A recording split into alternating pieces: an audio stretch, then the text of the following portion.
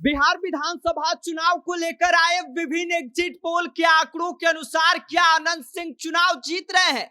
क्या रीतलाल यादव, ओसामा और हुलास पांडे जैसे बाहुबली नेताओं का चुनावी भविष्य क्या होने वाला है? सब कुछ आपको इस वीडियो में हम बताएंगे, लेकिन उससे पहले नमस्कार, मेरा नाम विष्णु है और आप देख रहे हैं जनता जंक्शन। तो सबसे पहले हम बात करते हैं बिहार के सबसे बड़े हॉट सीट कहे जाने वाले मोकामा विधानसभा की, जहां से वो व्यक्ति चुनाव लड़ा है जो किसी पहचान के मोहताज नहीं है। नाम है बाहुबली अनंत सिंह, जो फिलहाल इन दिनों जेल में बंद हैं, जिसके बाद यह कयास लगाया जा रहा था कि भाई मोकामा सीट से अनंत सिंह का चुनाव जीत पाना संभव नहीं है। लेकिन जो विभिन्न एग्जिट पोल के आंकड़े आ रहे हैं वो ये कह रहे हैं कि भाई अनंत सिंह इस सीट से आगे चल रहे हैं। तो वहीं पर उनके प्रतिद्वंदी सूरजभान सिंह की पत्नी, जो आरजेडी के टिकट पर मोकामा से चुनाव लड़ रही हैं, वो फिलहाल पीछे चल रही हैं।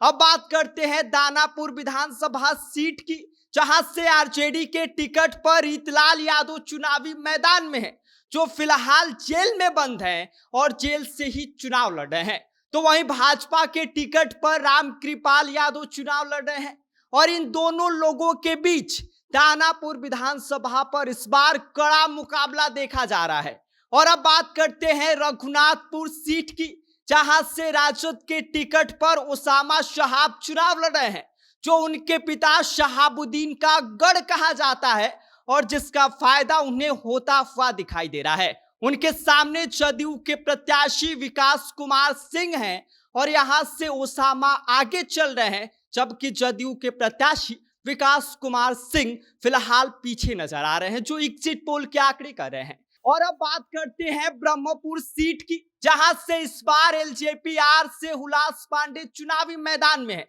और उनकी आपराधिक छवि होने की वजह से इस बार उनको वहां से नुकसान होता हुआ दिखाई दे रहा है।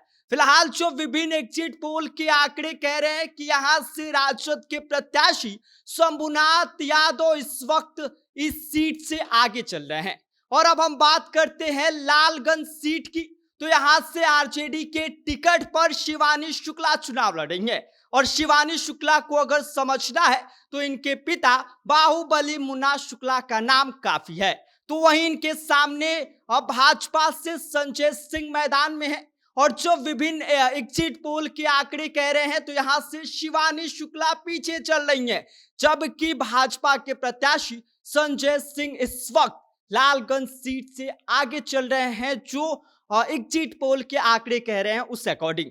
अब वारसलीगंज अगर विधानसभा सीट की बात की जाए तो यहां से बाहुबली अशोक महतो की पत्नी अनीता देवी आरजेडी के टिकट पर चुनाव लड़ रही हैं और इनको चुनौती देने के लिए भाजपा ने अरुणा देवी को मैदान में उतारा है।